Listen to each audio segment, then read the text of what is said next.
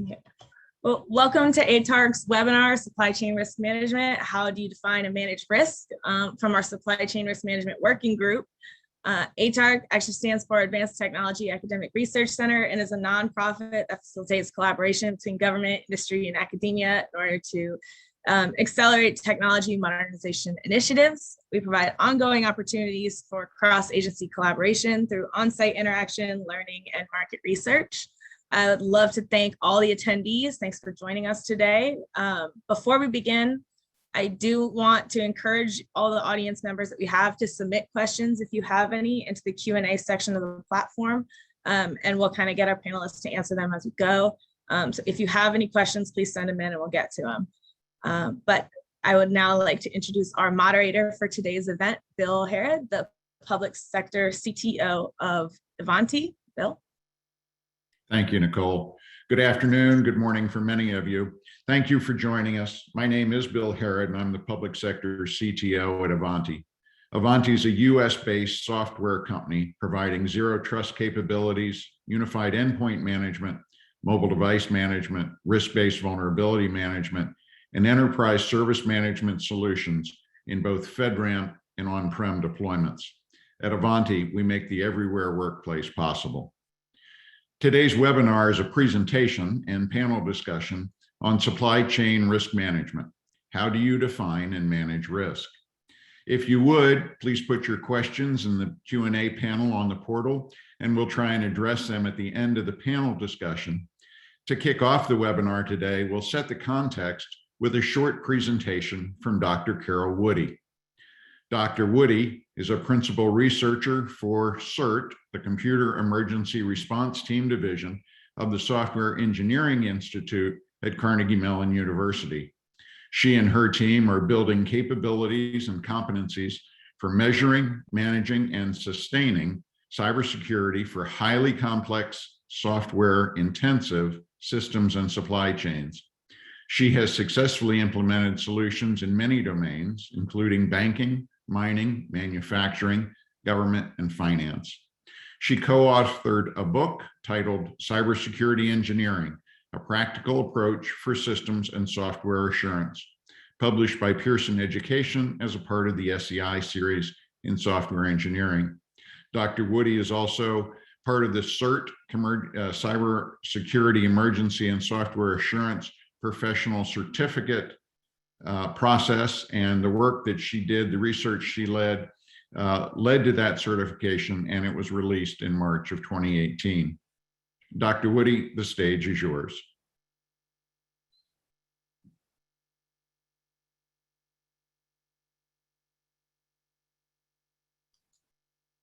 You're muted, Carol.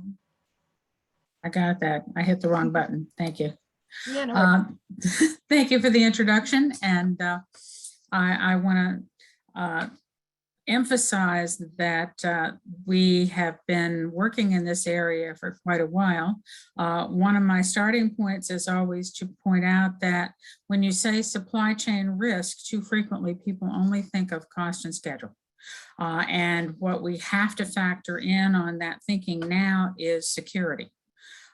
We have developed a framework around this through our research over the past several years.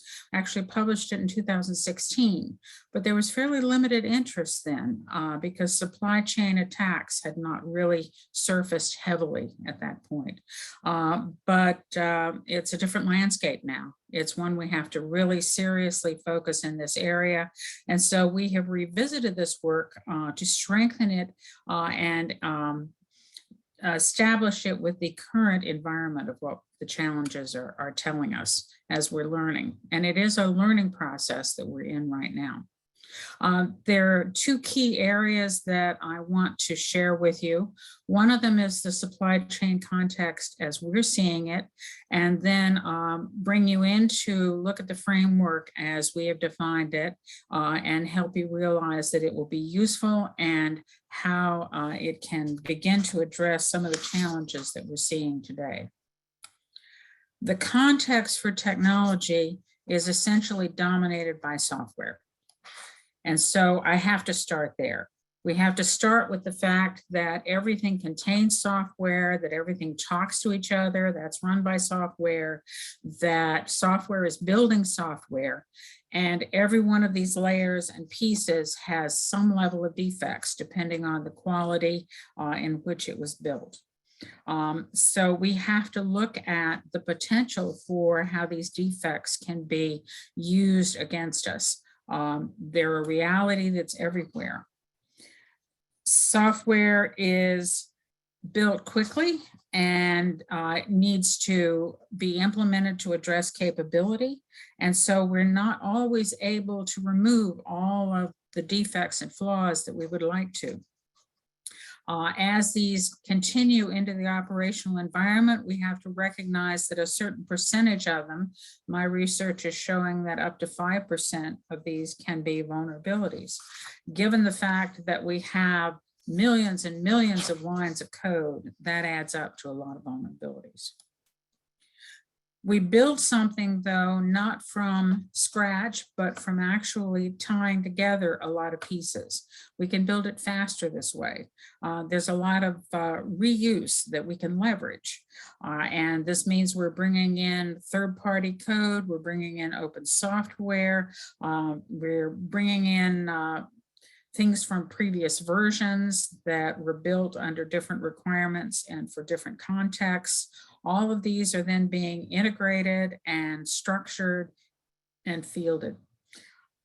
That said, let's look at an example of what this means from a supply chain perspective.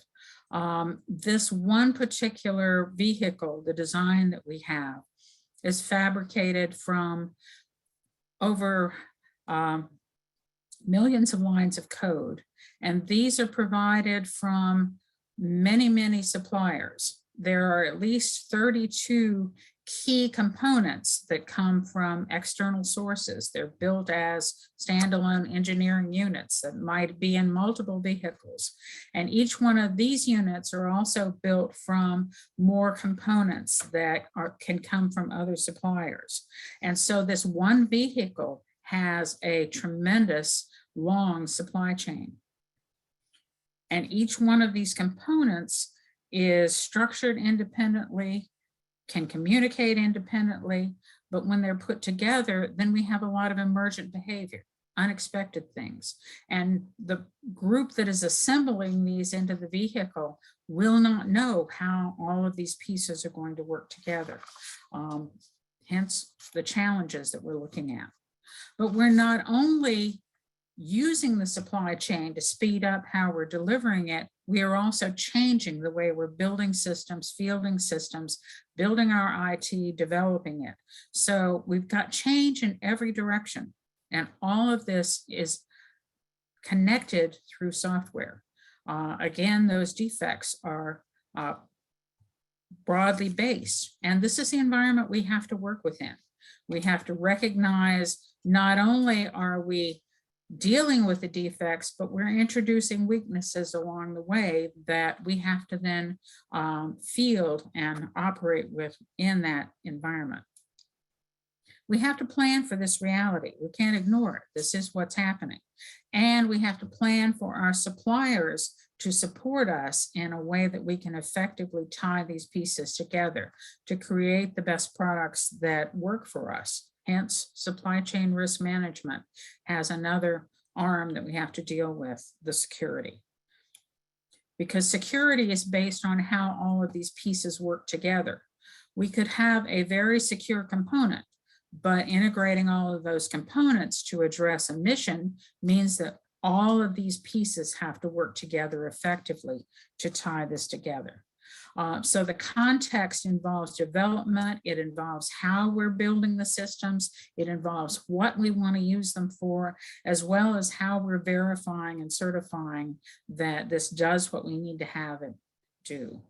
And all of these pieces are connected through the supply chain.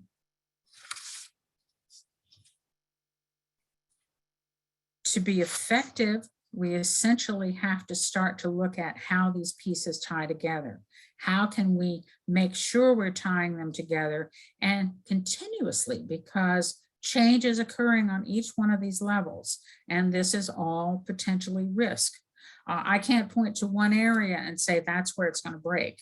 You've got to fix that before we do anything. All of these pieces are contingent on the context in which we're fielding the system. In addition, how we're fielding it and how we're organized and how we operate has a lot to do with it.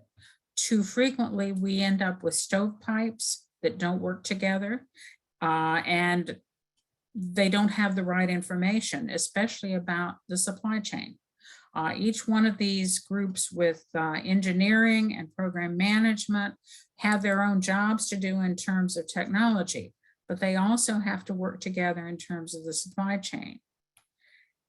And the pieces all need to address the objectives that we're looking for in terms of what kind of security are we trying to build into this environment.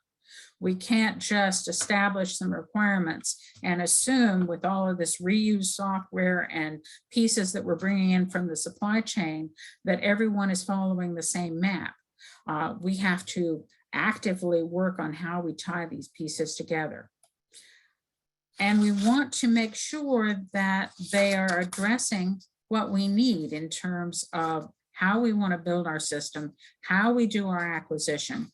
Every one of these paths can be successful, but they all have to incorporate effective supply chain risk management. We're not going to get there overnight.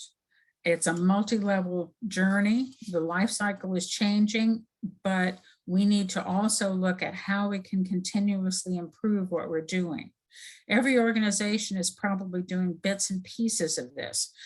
Where are you? What's your starting point? What are you doing now? And how can you improve to move ahead more effectively? This ties in then with the goals of what we were looking at for the framework that we initially targeted. How do we define the steps that need to be there, the communication that needs to be there, the linkages that need to be there to put engineering, supply chain, program management on a path of working together for supply chain risk management? We've identified 6 critical areas that need to be part of the approach for supply chain risk management. And too frequently, the work of each one of these areas is defined independently. So we have to put a lens for supply chain over it to figure out how they need to work together in our organization to get the job done effectively. So it's not just cost and schedule and getting the activities and getting the code and getting the pieces together and fielding it. It's also how do we effectively manage these relationships with the suppliers that we're setting up continually so that we can maintain the right risk level going forward. We've identified these 6 areas and have initially started focusing on engineering and supplier management because this one area, especially engineering, has traditionally really not looked at acquisition. They've basically applied the pieces within building a system or fielding a system, but not looked at it from the standpoint of the supplier relationship and how it needs to move ahead. Essentially, we've got management barriers that need to be applied. We have to be looking through them and think about them. We have to get through past this siloed issue where acquisition operates independently of operations, development, and the incidents that we're dealing with. There's too much vagueness in terms of how pieces are put together with our supply chain, and we've got to begin to think of those more clearly around security. If you're interested in more background, there are some elements to help you build up your skills. And at this point, I'll turn it back over to Bill for the panel. Thank you, Dr. Woody. That was very interesting and good information.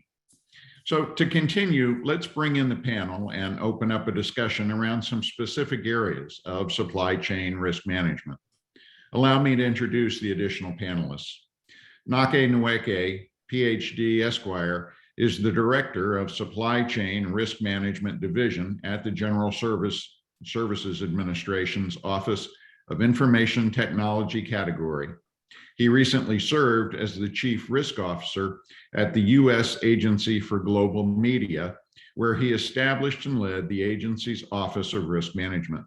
It was responsible for all agency-wide risk programs, including enterprise risk management, cybersecurity risk management, supply chain risk management, business continuity planning, and continuity of operations. Nake previously worked as the Director of the Office of Internet Freedom, also at USAGM, a branch chief in the Office of Engineering and Technology at the Federal Communications Commissions, and a senior staff member at the Johns Hopkins University Applied Physics Lab. Nake has a PhD in electrical engineering from Johns Hopkins University and a law degree from the University of Maryland School of Law. Also on our panel is Nicholas West. Nick is a career public servant, having served at GSA for almost 17 years.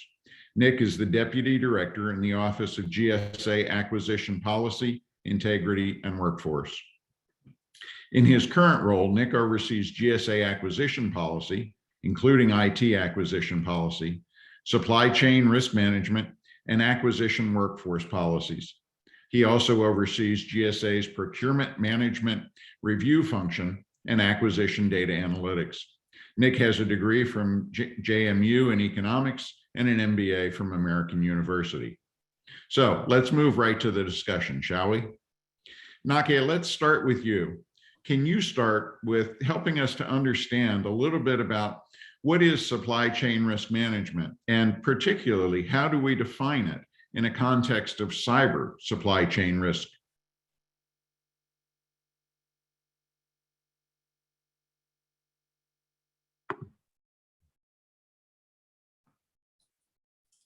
Naki, you're muted.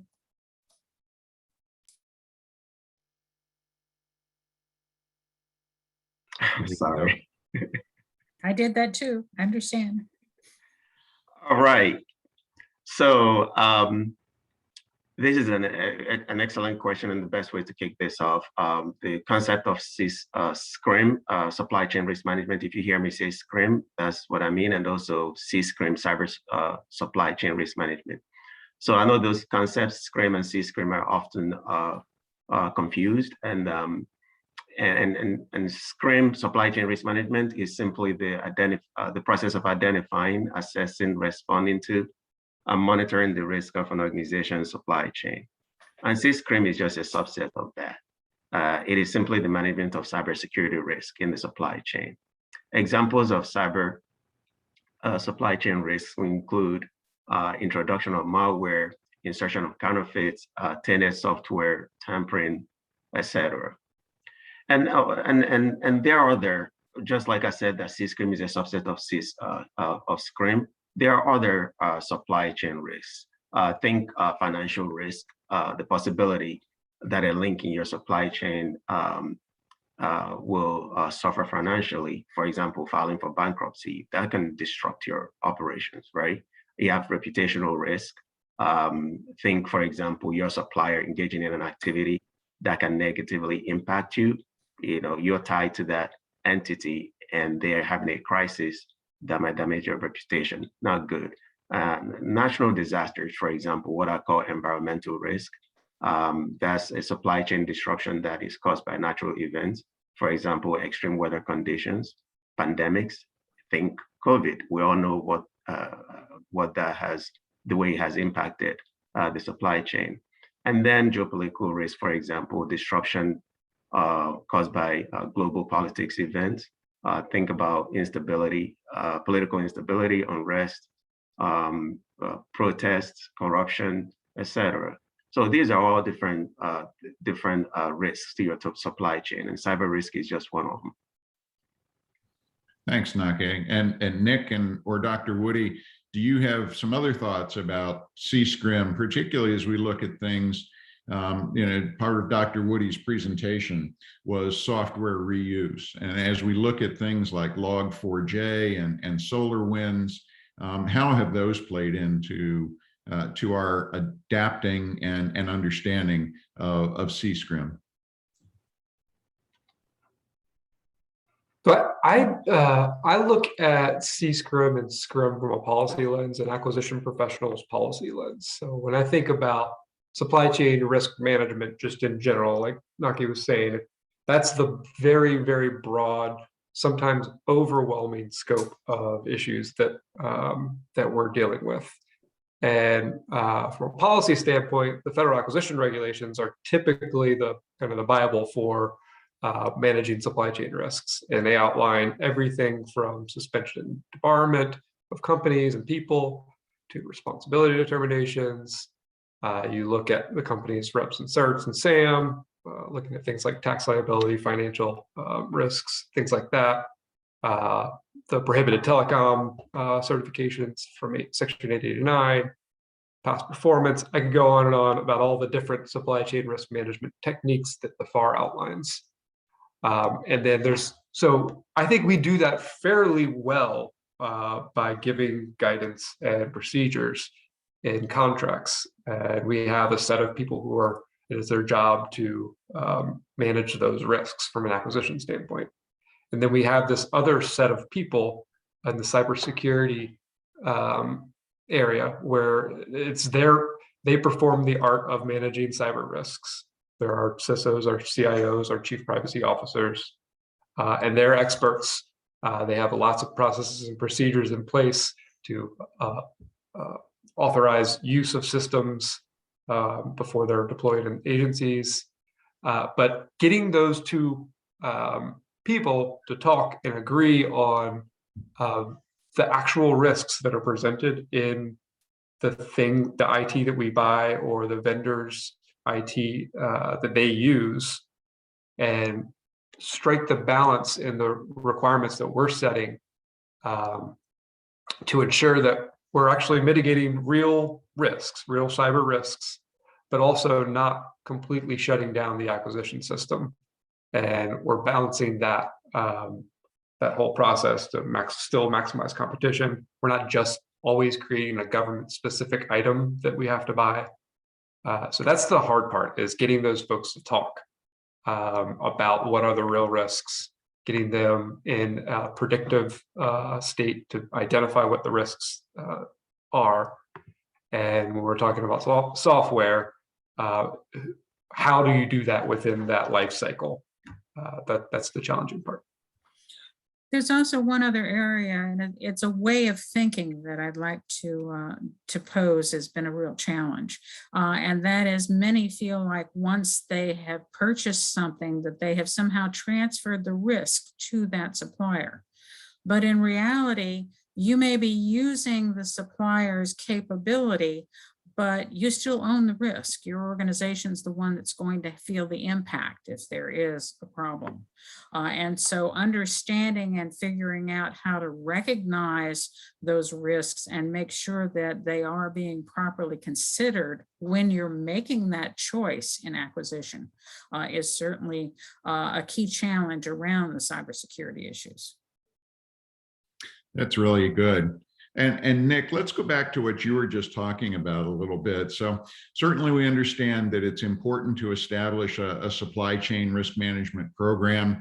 What's the real value to the agency, and who should coordinate those program efforts? Who's really responsible for leading that? Yeah, I mean, I think the value is really getting down to that management of actual risks and striking that balance between shutting down processes and kind of getting the mission and the business done. I think agencies across government are certainly struggling with who owns this, because I think anytime you have a cross-functional challenge, different agencies are putting that coordination role in different places. That's my primary role at GSA, is to coordinate across GSA some of these issues. We, again, going back to the scoping of the issues, We have a kind of a clear owner on the all supply chain risks. We have a clear owner of all cyber risks. We don't have the clear owner on that small subset where they overlap. And so I'm in our acquisition policy organization. I do enterprise-wide acquisition policy. And so the way that GSA handles this is we coordinate, but we coordinate making sure that all the relevant parties are involved. And so we have this structure of risk management boards across GSA.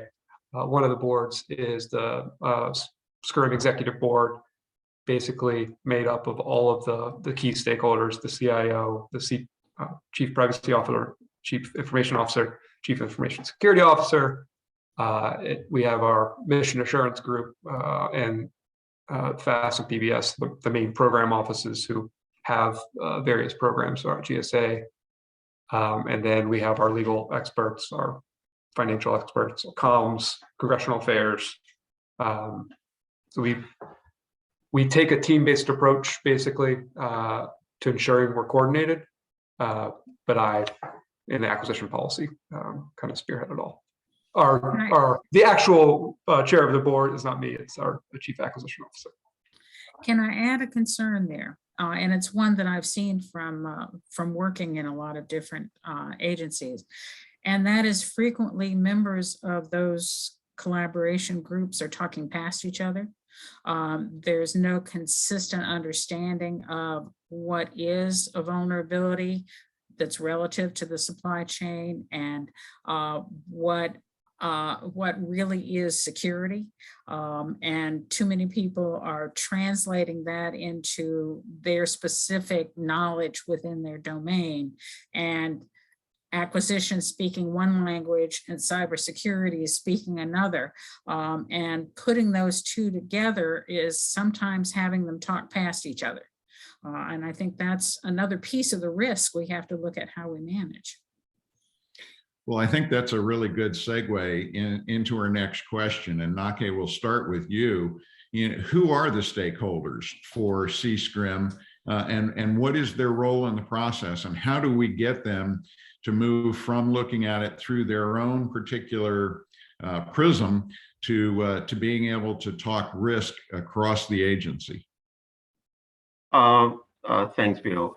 So I guess before I jump into that, I just want to mention on the last question, when you asked who should be responsible as far as program office, and that's going to be tied to the question you just asked. I think it's important that whoever is responsible for the program office has access to reporting to executive leadership. Risk management is not something that you build in some corner office and expect it to work. It's something that has to be reported at the top and where strategic decisions are made, and be able and those top leadership should be communicating risk information across the organization. And so just wanted to point that out. And as far as stakeholders, stakeholder, first of all, I just want to define what that means. It's an individual entity that can either affect or be affected by an organization's operations and performance. And that stakeholders can be internal or external.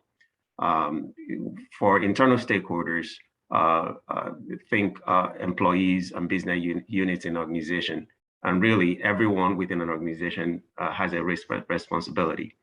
And internally, if I were to break this stakeholders into groups, I would say that you have executive leadership that sets the tone across the organization, a strong tone at that. And they set out the strategy, the policy, and also the implementation plan to appropriately identify and manage supply chain risks. And then you have mid-level leadership who address risk from a mission or business process perspective. And that leadership is informed by the executive leadership's risk management activities. And then at the lower level, employees, we take this information and address the risk from a system level perspective. And as far as external, you have your suppliers, your developers, your auditors, the government, the regulators. So all those that can impact what you do and that can be impacted as well. And effective SCRM requires internal and those external stakeholders to engage actively, collaborate, communicate, and take actions for a favorable SCRM outcome. And of course, we're going to bring in the new data protection officers that are being called for in a number of the executive orders and new mandates that are coming down. Dr. Woody, Nick, do you have anything else on that? No, I think that it's interesting. We've talked a lot about risk and how we're going to define it and who's responsible for it and how to communicate about it within an agency. So let's turn next to information sharing among agencies. For a long time in the federal government, we've tried to improve the sharing of risk information among agencies and between government and industry. Dr. Woody, let's start with you. What's the importance of sharing that cybersecurity, supply chain risk management information with external stakeholders, with other agencies, and even with industry? Well, it starts with really translating all the details that you have about any particular situation into a real understanding of it so that you can communicate talking about risk and what risks concern you. Too frequently, the communication is around this piece of software and we found these vulnerabilities, and everyone needs to run around and then react to that. But what we need to be thinking about is how we create an environment where we can share the issues that we're concerned about, share incident information sufficiently so that everyone else can figure out how to address it effectively. Not knowing that you've got a vulnerable piece of software doesn't really do you any good. You have to know where you're using that software. Excuse me, you have to know enough about it to know how you can go about fixing it. In some cases, because you're working through a supply chain, you have to do a mitigation until the supplier has a fix ready. All of those factor in, and too frequently right now we have a crisis. Somebody is saying we have an incident and everyone's running around not really knowing what to do. So information sharing has to tie with the right kind of approach. Are there thoughts about how we operationalize the information sharing? And Nick and Nake, do you have thoughts about, do we share it with DHS and CISA, and did they put it out as part of the vulnerability information, or interagency sharing with other CIOs and CISOs? Yeah, I'll take that one first. So CISA is identified by the FASC as the information sharing agency. So it is, I guess I would say that they're charged to figure out the how. My point of view is 100% agree with Dr. Woody. We need a user-centered approach on this to make sure that we're leveraging existing tools and processes to get the information in the right hands. From an acquisition standpoint, I think I typically think of SAM as kind of one of the key tools that we have in our tool belt to share information around representations, exclusions, past performance, performance integrity, things like that. That stuff is already in SAM. And to the extent we can continue to use those sources, I think it'll be helpful. But I think when we're talking about incidents that happen within software, the incidents that we're probably more familiar with recently, we've established some processes within GSA to try to get that information in the right hands with the people who can do something about it. And so without going into too much detail, we've made it very easy for the workforce if they hear about an incident to report it, and it will ultimately get to the folks who can analyze it and do something with it. But doing that at a broad scale across government and identifying who the right people are across government to do something about it, that is certainly a huge challenge. And I think CISA is probably, they're on it. But for now, I think each agency is going to have to figure it out for themselves, how they want to, who they consider the right folks to take action within their agency. And so that's what we've done. Oh, well said, Nick and Dr. Woody. I just wanted to make some general statements about just the importance of risk sharing in general. Obviously, when we think about the FASC and CISA, which Nick has talked about, I guess that's what I refer as building a sharing community, and it allows one to leverage collective knowledge and experience of the community to gain a more complete understanding as Nick has also talked about, understanding of the threats faced. In addition, one of the great things about sharing risk, particularly not just within an organization, but with partners and collaborators, is that it can actually help detect some attacks that may be targeting a specific sector. And that if you, without sharing information, it'd be difficult to see that, or understand that the trends. And an important thing that I'll say, the final and important thing I'll say is that it's important to integrate risk sharing into supply chain risk management programs and more importantly, formalize that process. Make informal risk sharing can actually lead to potential legal risks where you may share information you're not supposed to share. So those are some of the points I wanted to share. Bill, there's one other area I'd like to suggest that needs to be thought through, and that is that the relationship with the vendor starts early, but considerations for cybersecurity aren't always part of those early relationship decisions. Too frequently, cost and schedule is the primary focus when you're looking at setting up a relationship.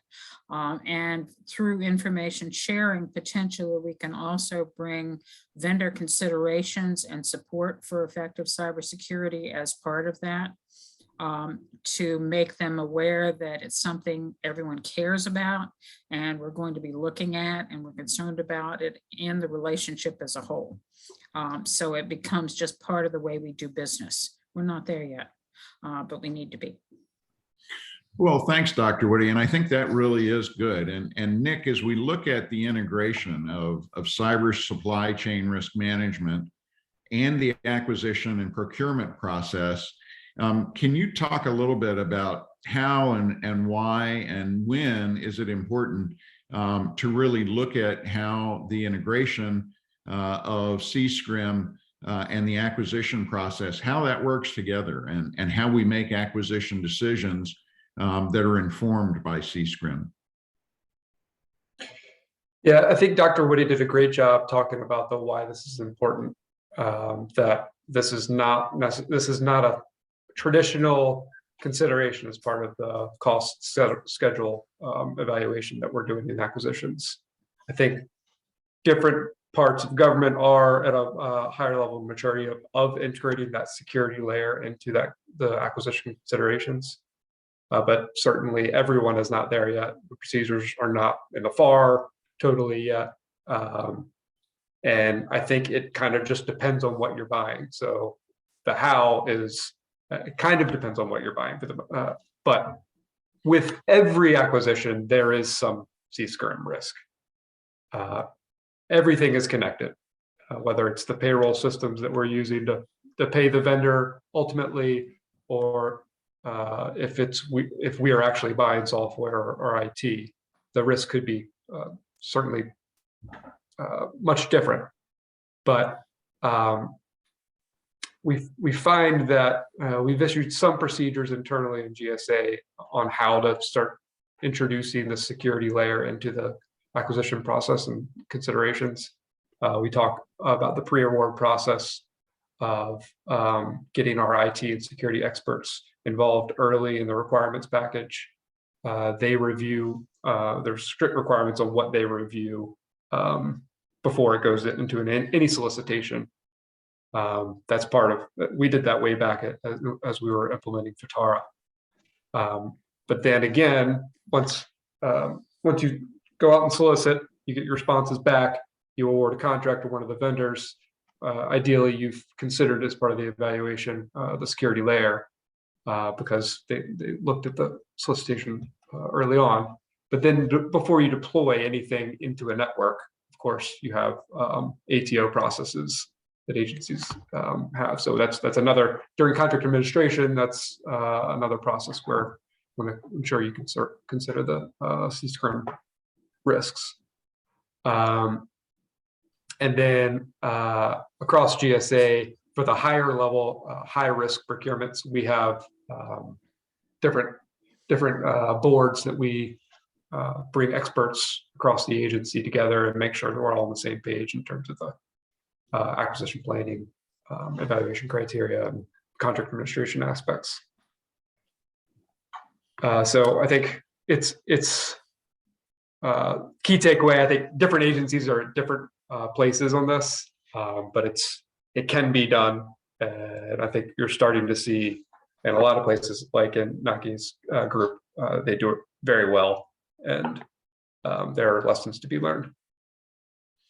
Yeah, and I think if we, going back to Dr. Woody's slide about the engine control units, right, and how many different components there are and pieces of it, and the inheritance of risk as we go from subcontractors and software reuse as it builds up, right? So suddenly we end up with a collection of suppliers and providers that are all part of that acquisition process. Nake, Dr. Woody, do you have anything additional there? Not from me. I think that Nick articulated it very well, and in general, I just wanted to point out, just as he articulated, that SCRM is addressed at every step in the acquisition process, beginning from the time purchase is made in identifying the need, and through and after the award process. So he articulated that very well, and it's important. So, and in the agency, that's what we call, we have a pre-award process and also post-award process, and have different means of pursuing this, ensuring integrity of the supply chain. And so I just wanted to add that. Great. And so Nake, let's stay with you for just a minute and turn our attention just a little bit to the data. So how do we address data risk management as a part of this as well? Excellent question. And so I think some of the things I'm gonna, I guess, talk about, we've already touched on. And for example, integrating SCRM into acquisition that we just spoke about, to improve management in the supply chain at every step of the procurement, and also formally integrating supply chain risk information into the SCRM program. We talked about, with that, we talked about the importance of establishing agreements with your partners, or those entities in your supply chain links, and that's the same thing we're doing with in the FASC. Obviously, we're building a community of that will share risk information, and then it's also important to establish and integrate a SCRM training and awareness to promote and enhance knowledge of risk management throughout an organization. Earlier, when we spoke about stakeholders, I talked about internal stakeholders, possibly looking into 3 tiers, right? You have those in the executive leadership, you have those in the mid-level, and also those at the lower tier. It's important that everyone is trained and possibly, depending on where you lie in that structure, to understand your responsibility, your risk responsibilities, and everyone, has a responsibility, as I mentioned, and training awareness is important. When you see a risk, to know that it's a risk and know what to do. And also, it's important to adopt some kind of maturity model to measure the effectiveness of risk program initiatives over time. As you build your risk program, as you mature, you want to be able to do an assessment to understand, because to understand whether you're still in alignment with your strategy, and then in fact you are maturing. Risk is a journey, and it's very important to be able to have a means to assess where you are on that trip. And then it's also important to identify and dedicate appropriate resources regarding personnel and funds to ensure the growth of your risk management programs. You can't set up a risk management program and expect that it will succeed without appropriate funding. Obviously, when you have a risk impact that could have saved you millions, you can be losing a lot of money. For folks that are hesitant to invest in a risk program, and that a little investment can save a company. And then lastly, I also thought I'd mention the importance of enhancing a risk culture. Successful supply chain risk management will require agencies to really pursue a cultural shift where individuals within an organization are aware of risk and what it means, and to the point where it becomes a norm and values of an organization, and that will really enhance the risk management of an organization. That's really interesting. And so, Nick, Dr. Woody, do you have thoughts on when we talk about investing in a cybersecurity or a supply chain risk program? Is that investment mainly in people, or are there other places to invest as well? One area that I find is neglected is making sure that you have the right kind of feedback loops so that the right data gets to the right people who are making the decisions. What I mean by that is that we have a data-rich environment that we've structured, because technology throws off data every step of the way, but it's not really useful information until it's structured in a way that it focuses on your areas of concern. And we have a lot of knowledge in the operational environment of how our systems function, the kinds of attacks we're dealing with right now, the incidents that we have to structure and respond to. But too frequently, I don't see that information being collected and structured in a way that can feed our next acquisition, our next system development, so that we get the right requirements there to effectively make sure that supply chain risk management is appropriately considered at the level relative to the context that we're actually operating in. There is limited understanding at the senior level, based on the groups I've worked with, of the kinds of situations their current environment is struggling with. And that should influence how they're proceeding to move ahead. So I think there's really more data available than we're actually making use of. But making use of it involves investing in the analysis capability and the capture capability to massage it to a way that it can be valuable to us. Yep, the data analytics is going to be really critical, and then making sure that we have the tools trained to be able to alert us for things that that fall outside of the norm. Absolutely.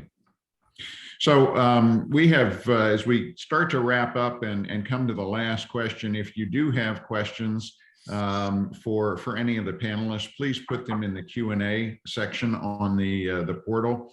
So Dr. Woody, let's go to you. And on this last question, can you share your thoughts about what is an effective risk strategy and a management plan? And it is a journey, it's complex. So what are those initial steps that an agency should be taking? Well, I think Nick touched on a lot of them. You have to have a coordinated perspective. You have to make sure that the decision makers from the cyber side as well as the acquisition side are working together effectively. But you also have to arm them with the right kind of data and information so that they understand, first of all, where you are now and what makes sense in terms of next steps for your organization. There are always improvements that you can make, but which improvements are going to really address the risks that you're seeing that should be your priorities. So establishing those priorities and then driving through all the steps that you're going through to bring technology in and actually effectively use it is going to be important moving ahead. So it's a matter of you want to make the right choices. You have to use the suppliers, bring in the ones you trust, but also verify and make sure that you're getting what you expect. And Nick, are there ways for agencies to engage specifically with GSA around the supply chain risk management initial steps? We have posted our agency-wide strategy on gsa.gov. I can make sure that that is shared. I probably can't pull up the link right now and put it in the chat. I may be able to, but the one thing I do want to highlight is NIST's guidance, which is all around how agencies should set up their SCRM programs. That's probably the best guide for agencies. They go about as far as in very much more detail than probably I could give about what agencies should consider when setting up their programs. And then they also make it very clear that you should not use that model nor any other agency's model to establish your programs. So I would caution trying to take another agency's approach and applying it beyond like the very, very high level things that we've talked about today, making sure you're coordinated and your decision makers are coordinated.